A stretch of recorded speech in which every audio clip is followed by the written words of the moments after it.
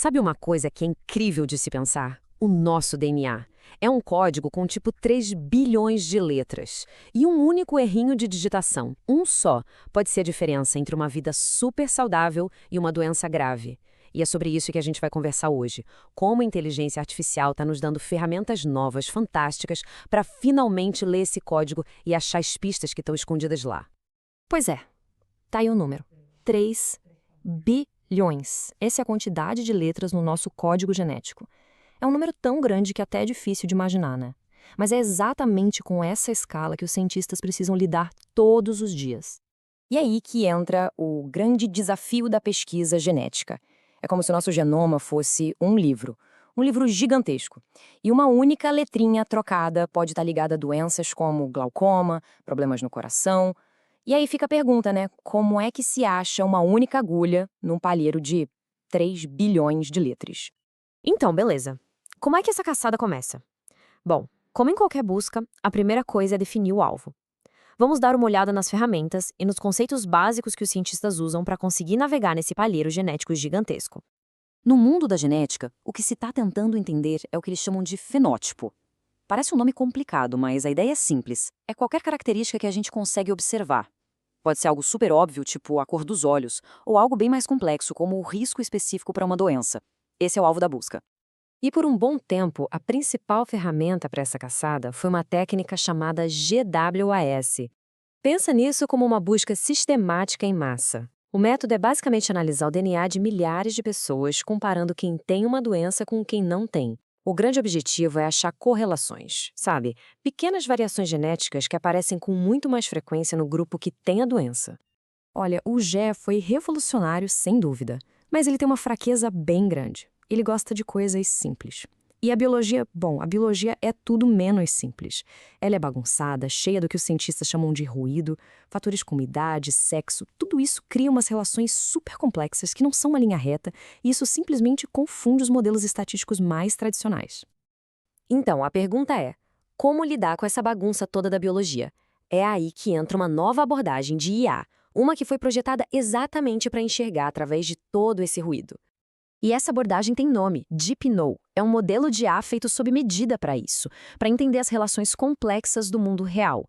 Onde os modelos antigos se perdem no meio da complexidade, o DeepNow consegue, sabe, enxergar através da névoa, revelando pistas que antes estavam totalmente escondidas.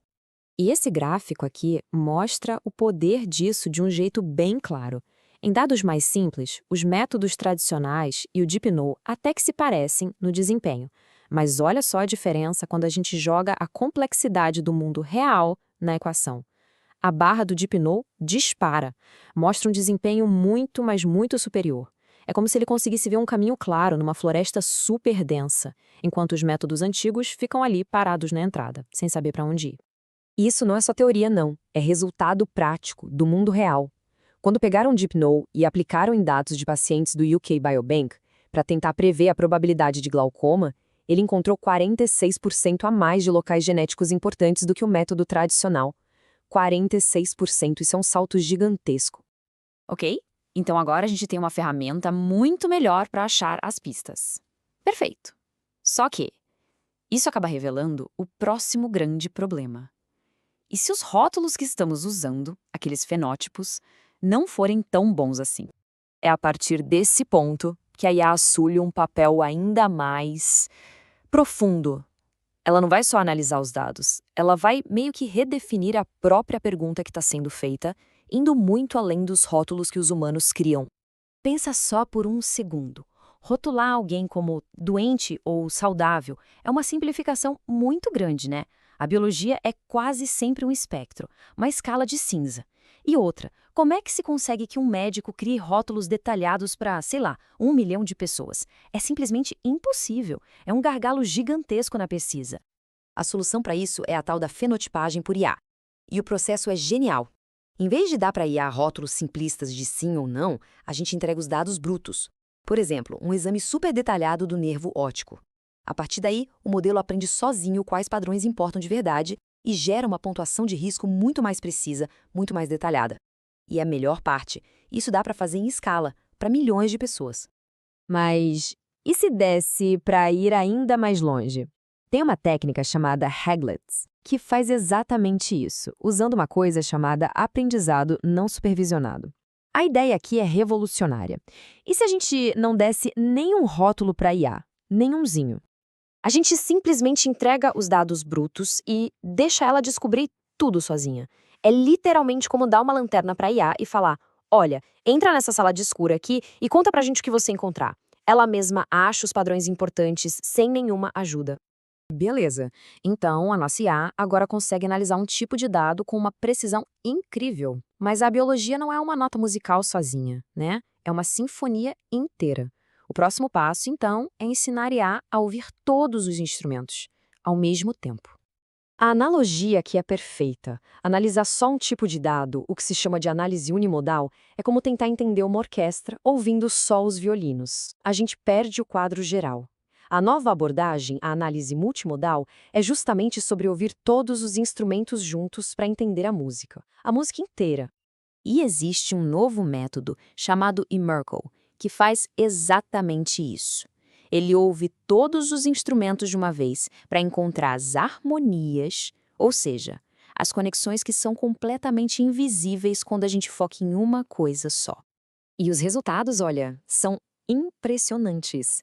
Ao analisar 12 tipos de dados cardíacos ao mesmo tempo, o eMerkle não só confirmou 122 ligações genéticas que já eram conhecidas, como também achou 20 que eram totalmente novas.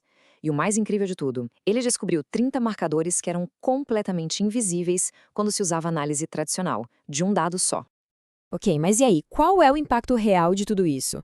Como essas ferramentas de IA saem do laboratório e chegam de fato nos pacientes? A resposta é que todo esse conhecimento genético super profundo está levando a gente direto para uma medicina melhor, mais personalizada.